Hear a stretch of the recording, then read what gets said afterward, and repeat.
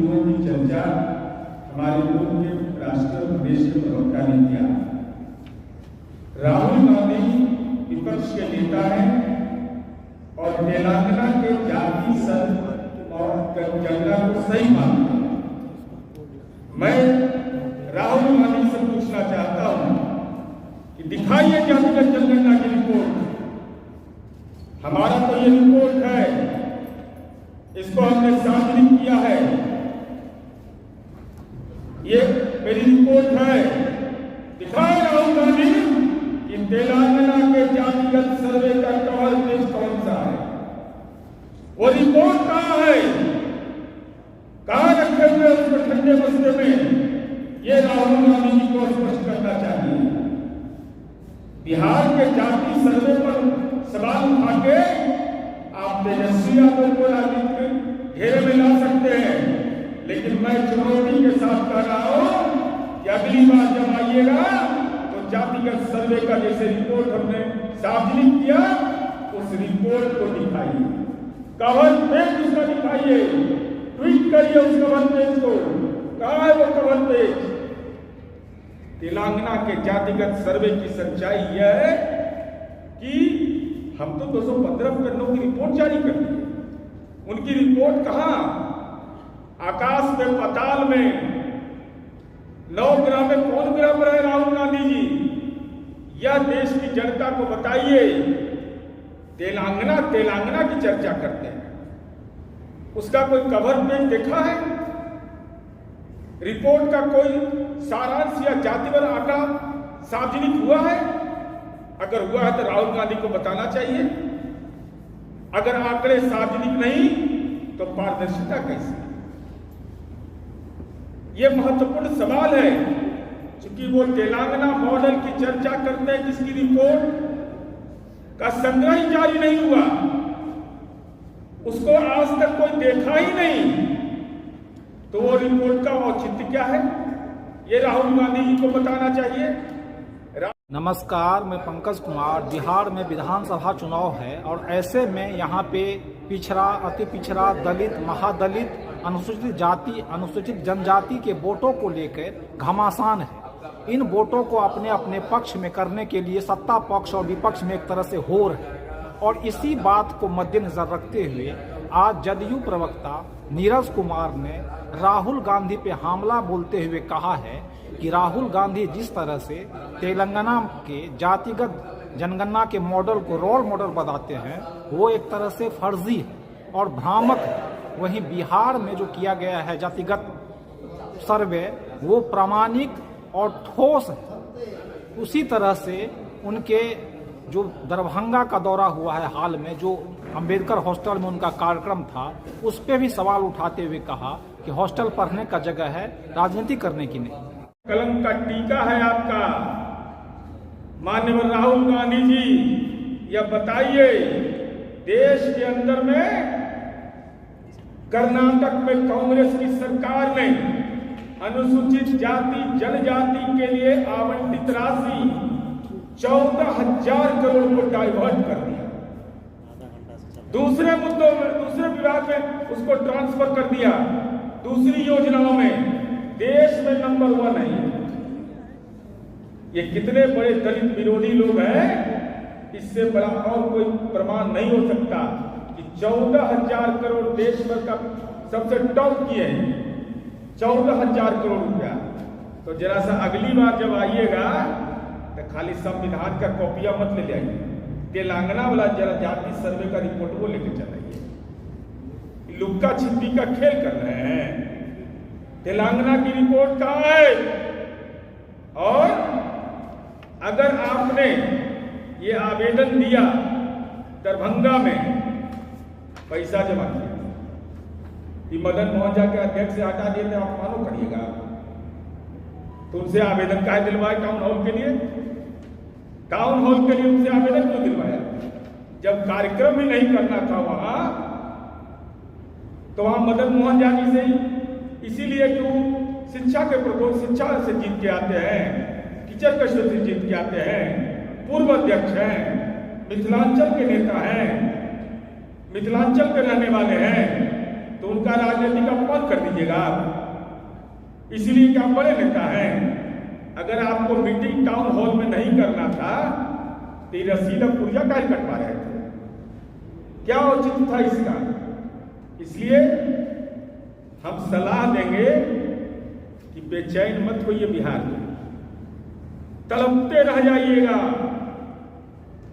दलित के हर घर में एक ही आवाज है, 25 से 30 एनडीए और फिर से नीतीश।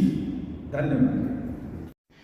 वहीं जन स्वराज के नेता प्रशांत किशोर बिहार में हुए जातिगत सर्वे के बाद मुख्यमंत्री नीतीश कुमार द्वारा गरीबों को दिए गए आश्वासन पे कहते हैं, कुमार विकास किए हैं, ये उनका दावा है। भाई किए होंगे, हमको तो दिख रहा है, किसी को दिखेगा किसी को नहीं दिखेगा। लेकिन नीतीश कुमार ने 22 नवंबर 2023 को कहा कि नहीं कि 94 लाख गरीब परिवारों को 2 लाख करोड़ रुपया देंगे, 2 लाख रुपया देंगे। ये कहा है कि नहीं कहा है? अपने ट्वीट में लिखा है, विधानसभा में कहा है। नीतीश कुमार ने 2006 में ये महादलितों को कहा कि नहीं कि 3 डिसमिल जमीन देंगे। दिया है तो दिखाओ। अगर आपने कहा कि 2 लाख देंगे तो किसको मिला है जो नहीं हम लोग को दिख रहा है? कि हम लोगों ने जातियों की सूची जारी की 214, हर जाति का कोड दिया, एक अतिरिक्त कोड अन्य के रूप में दिया गया।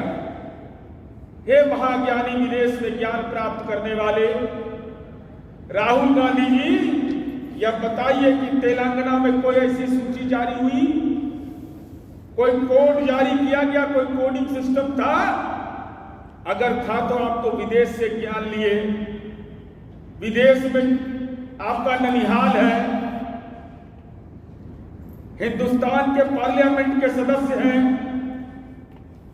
तो आप दिखाइए कि कोडिंग सिस्टम वहां लागू हुआ था कि नहीं, और कितने जातियों की सूची आपने किस कोड के तहत उसको सन्निहित किया था, यह बताइए। अगर ये कोई सूची नहीं है, कोई कोडिंग सिस्टम नहीं है, तो उस रिपोर्ट की प्रामाणिकता क्या है? उसका कोई औचित्य है क्या? अभी बताया माननीय राजीविया ने ये कि अल्पसंख्यक समुदाय का, अल्पसंख्यक में केवल वही नहीं आते हैं, इस्लाम धर्म मानने वाले लोगों का हम लोगों ने वर्गीकरण किया, उनका सामान्य पिछड़ा, अत्यंत पिछड़ा के रूप में। तेलंगाना में ऐसा कोई वर्गीकरण नहीं हुआ। तो संसद कमीशन की वो रिपोर्ट क्या कहती है? राहुल गांधी जी, आपको बताना पड़ेगा कि मुसलमानों के हालात दलितों से बदतर हैं, लेकिन आपने मुस्लिम समुदाय का वर्गीकरण करना भी मंजूर नहीं किया। ये कैसी जातिगत जनगणना थी? और हम रिपोर्ट सही हो या गलत, आप लोग जितने पत्रकार हैं, 2 बरस तक इस राज्य में सिर्फ एक ही चर्चा हुई है, जाति जनगणना होना चाहिए नहीं होना चाहिए। हमने कहा भाई होना चाहिए, कर लो। लेकिन करने के बाद जिन्होंने कराया, आपका हमारा 500 करोड़ रुपया खर्चा कराया, उनमें से मैं दावा कर रहा हूं किसी ने 5 पन्ना भी उसको पढ़ा नहीं। उसी जातीय जनगणना में लिखा हुआ है कि 3% दलित समाज के लोग 12वीं पास कर रहे हैं, 5% से कम ईबीसी समाज का लड़का 12वीं पास कर रहा है, और समाज को क्या बताता है कि आरक्षण बढ़ा देंगे। आप मुझे बताइए किस सरकारी नौकरी में बिना 12वीं पास आदमी को आरक्षण का लाभ मिल सकता है? जब आपका बच्चा 12वीं पढ़ेगा ही नहीं तो आरक्षण का लाभ मिलेगा कैसे? और ये तो 35 साल से कौन सत्ता में बैठा है? अगर ये लोग कह रहे हैं कि इन पर अत्याचार हुआ, हम सामाजिक न्याय के, गरीबों के, वंचितों के, पिछड़ों के मसीहा हैं, तो 35 साल से बिहार में सत्ता में बैठा कौन है? लालू जी और नीतीश जी। तो अगर यहाँ के बच्चे, पिछड़ों के बच्चे, दलितों के बच्चे, मुसलमानों के बच्चे या इवन सवर्ण समाज के बच्चे नहीं पढ़े तो उसका जवाबदेही किसका है? उनका बच्चा नहीं पढ़ा, 9वां नहीं पास किया, तब भी उसको मुख्यमंत्री बना रहे हैं। लेकिन जो सामान्य परिवार के बच्चे 12वीं पास नहीं किए हैं, उनको जीवन भर मजदूरी ही करना पड़ेगा। ये बात बिहार के लोगों को समझने की जरूरत है। सर 24 ईबीसी की संख्या क्या है तेलंगाना में, जरा बताइए। और तेलंगाना में जो मैं बिहार मॉडल से इसकी तुलना कर रहा हूं, जरा देखिए कितना भारी ज्ञानी पुरुष है, अज्ञान दे रहे हैं हम लोग को आकर के बिहार में। हम लोगों ने बिहार और बिहार से बाहर रहने वाले लोगों के बारे में भी जातिगत आंकड़े जुटाए। हमने ये पूछा कि रोजगार, शिक्षा के लिए अगर आप बाहर गए हैं तो इसकी जानकारी हमारे पास है, डेटा है हमारे पास। बिहार सरकार के पास डेटा है कि कोई गया राज्य के अंदर शिक्षा के लिए, नौकरी के लिए या और कोई कारण से, इसका तमाम डेटा हमारे पास, हमारे ये जो जातिगत सूची का जो हम लोगों ने आकलन जारी किया, आंकड़े जारी किए, वो सार्वजनिक है। हमने यहां तक पूछा, संपन्नता के दृष्टिकोण से देखा कि किस जाति के पास कितना लैपटॉप है, कितना दोपहिया वाहन है, चरपहिया वाहन है, किसके पास बैंक खाता, जमीन, टीवी, मोबाइल, यह है। इसके आंकड़े हमने जमा किए। तेलंगाना की रिपोर्ट में ये सारे प्रश्न अनुत्तरित हैं। यह प्रश्न नहीं पूछा गया। इसका मतलब क्या हुआ? ये कैसी करना है जो रोल मॉडल लेके घूम रहे हैं कि तेलंगाना मॉडल है, और तेलंगाना मॉडल जो बिहार का जाति सर्वे का हमारा जो प्रारूप था उसमें हम इन चीजों की चर्चा की। तेलंगाना कहता कि हम दलित को 3 वर्गों में बांटे। अरे बहुत देर से ज्ञान हुआ आपको, बहुत देर से, क्योंकि आपको ज्ञान होने में बड़ी समय लगता है, देर लगता है आपको जानकारी हासिल करने में। हम 2007 में ही काम कर चुके हैं, इनको 2025-24 में ज्ञान होता है। खैर, ज्ञान के मामले में तो आपका संगति है वैसा लोगों से, इसलिए आपका कोई दोष नहीं है। तो जातीय जनगणना को लेकर मेरे 3 सवाल जन स्वराज के हैं। पहला कि आरक्षण बढ़ाने के लिए जो आपने दावा किया था कि आप केंद्र सरकार को रिकमेंड कर रहे हैं, उस पर आज स्थिति क्या है? किस तारीख को आपने रिकमेंड किया और केंद्र सरकार ने उस पर क्या निर्णय दिया? क्योंकि केंद्र में भी भाजपा और नीतीश की ही सरकार है, और अगर नहीं दिया तो प्रधानमंत्री अभी आ रहे 24 तारीख को, तो मधुबनी में प्रधानमंत्री को यह घोषणा करना चाहिए, जवाब देना चाहिए, क्योंकि जदयू के लोग भी भीड़ जुटाने में लगे हैं। सरकारी खर्चे पर डीएम, सीडीपीओ से लेकर सारा प्रशासन लगा हुआ है, सरकारी खर्चे पर भीड़ जुटाई जा रही है। तो उसमें मोदी जी को और नीतीश जी को बताना चाहिए कि जातीय जनगणना के आधार पर आरक्षण बनाने के प्रस्ताव की स्थिति आज क्या है। दूसरा, 94 लाख परिवारों को जो 2 लाख रुपए आपने देने की बात कही थी, उसकी स्थिति क्या है? हम लोग की जानकारी के हिसाब से, आप लोग भी पत्रकार हैं, अभी तक के बजट में, 2 बजट में इस योजना के तहत 1 रुपया का भी प्रावधान नहीं किया गया है। और तीसरी बात कि आपने 39 लाख जो होमलेस, लैंडलेस, खासकर दलित समाज के लोग थे, उनके लिए अभी तक 1,20,000 रुपया जो जारी करने के लिए कहा था, उसमें कितना पैसा जारी किया? एक ये विषय है जातीय। अब देखिए इनका जरा सा फर्जीवाड़ा, मैं सीधा आरोप लगाता हूं फर्जीवाड़ा का, आप लोग भी समझिएगा इसको। तेलंगाना में जरा ध्यान से देखिएगा, इतना सुंदर डेटा बनाया है कि देश को देखना चाहिए इस पर, और कांग्रेस पार्टी के नजरिए पर सोचना चाहिए। 2014 से 2025 तक, 2014 में भी एक सर्वे हुआ था, समग्र कुटुंब सर्वे, ये वाईआरएस पार्टी ने कराया था, और 2025 में जातिगत सर्वे हुआ। तो 2014 में घर की संख्या 103 लाख, और 2025 में मात्र 12 लाख। जय मैंने 14 से 25 तक 11 साल में हाउस होल्ड की संख्या बढ़ता है मात्र 11 लाख। आज जरा देख लीजिए, 2011 की जनगणना कहता है घरों की संख्या हुई 81 लाख, और 2014 में 30 लाख बढ़ गया, और 2025 में मात्र 12 लाख, मैंने प्रति वर्ष 2 लाख। इसका मतलब क्या हुआ? जनसंख्या के कारण हुआ। कोई आंकड़ा उसका दीजिएगा ना, हाउस होल्ड कैसे घट जाएगा भाई, इतना कम कैसे हो जाएगा?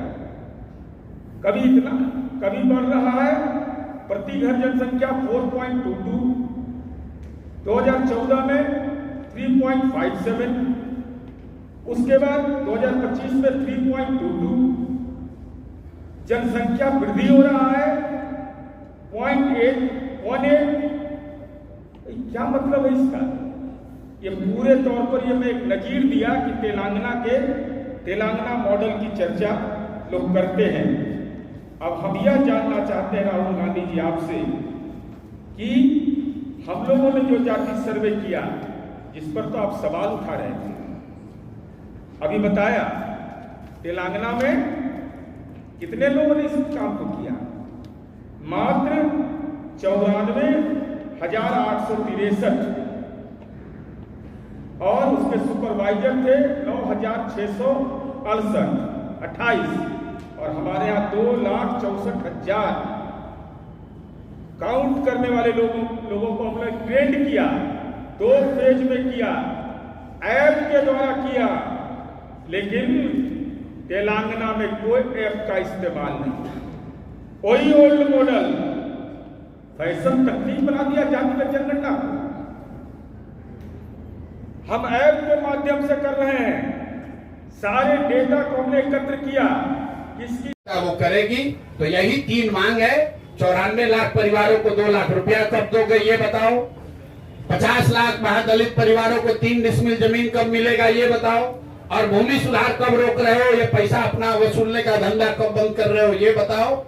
ये तीनों मांग लेकर आपके सामने आज हम लोग आए हैं।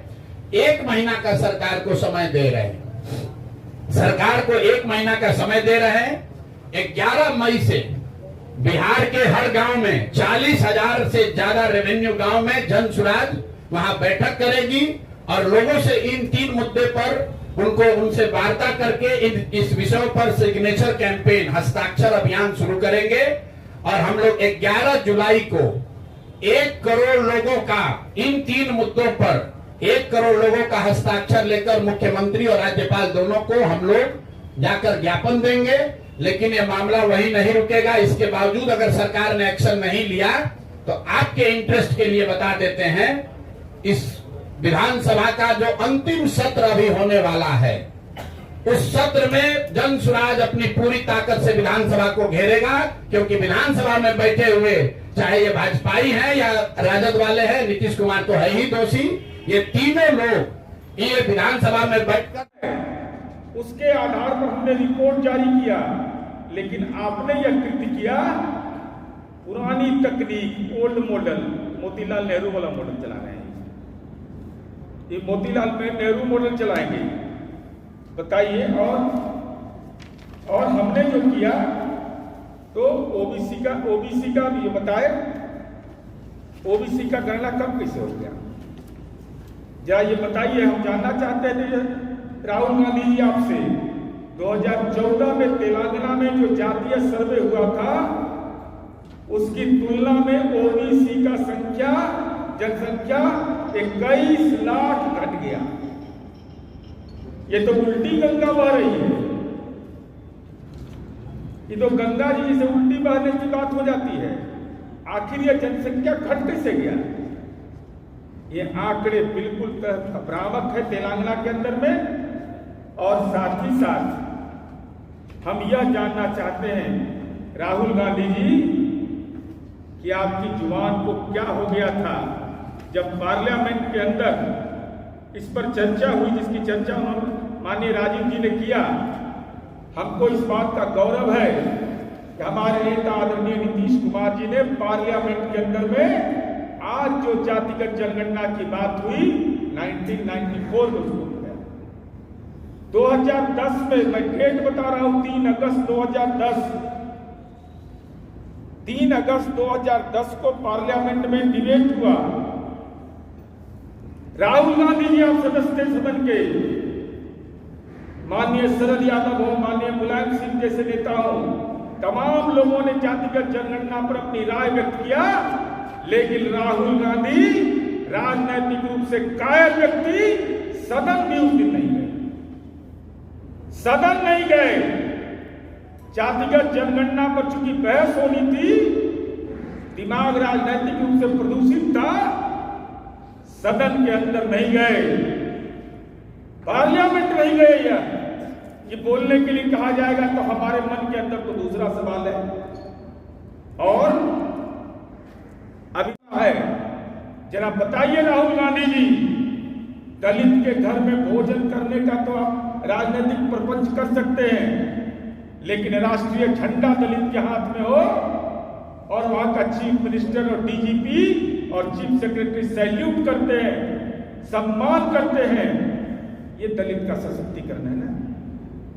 दलित का लीडरशिप किसको कहते हैं?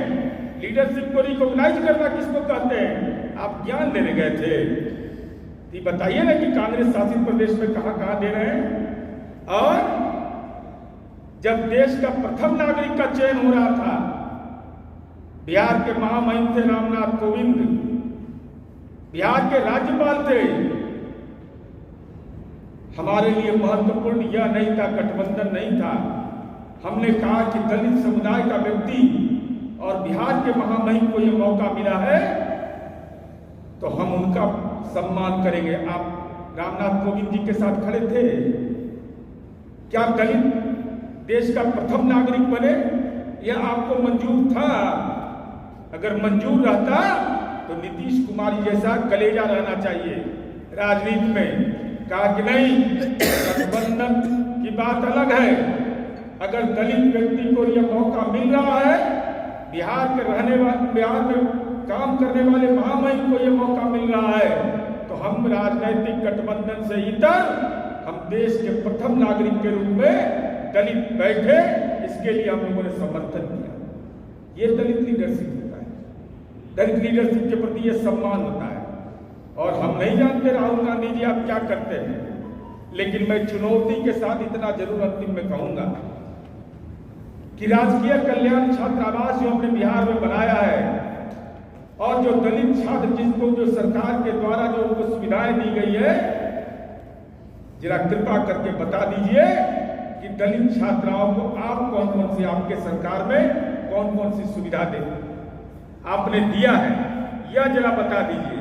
और वहीं जदयू के राष्ट्रीय प्रवक्ता राजीव रंजन ने कहा कि राहुल गांधी का दरभंगा यात्रा पूरी तरह से राजनीतिक और छात्रों को भ्रमित करने वाला, हॉस्टल पढ़ने की जगह है, राजनीति करने की नहीं। सदियों की गैर बराबरी, उसके बड़े पैरोकार उस गैर बराबरी के खिलाफ मसाल बहार करने की बार बार एक नाकाम कोशिश कांग्रेस करती है। क्योंकि कांग्रेस के सबसे बड़े नेता राहुल गांधी जी, तो दरभंगा भी आने के पीछे मकसद वही था। लेकिन सबसे पहले मैं केवल दरभंगा पर एक जानकारी केवल आपको देना चाहूंगा। जब छात्रावास पढ़ने की जगह है, वहां लोग पढ़ने जाते हैं, पढ़ने के बाद वहां रहते हैं, फिर वहां सियासत करने की कोई जगह तो थी नहीं। आपको टाउन हॉल में सभा करने के लिए, संवाद करने के लिए अनुमति जिला प्रशासन ने दी, लेकिन आपने कानून तोड़ा और आप केवल अनावश्यक सियासत करने के लिए, सियासत की रोटियां सेकने के लिए आप छात्रावास में चले। तो देखिए, ये अब जो जिला प्रशासन ने निर्णय लिया उसकी भी आलोचना कांग्रेस कर रही है, लेकिन कानून का शासन है। जदयू कार्यालय से आप देख रहे हैं पंकज का संवाद।